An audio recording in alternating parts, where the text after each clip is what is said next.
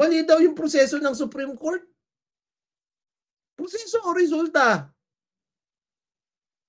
Procedure o desisyon? Sa'yo.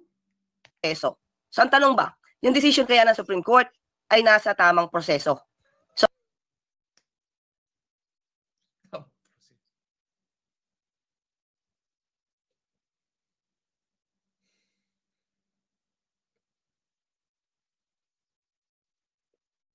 konting utak naman. Proseso ba yung mali o desisyon?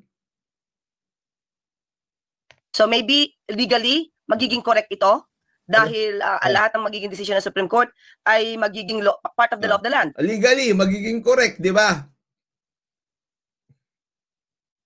So illegally kayo yung correct kasi illegalista kayo. Ganon. Ano ba ang contrary o kabaliktaran ng legally? Illegally. Ikaw. Di ba?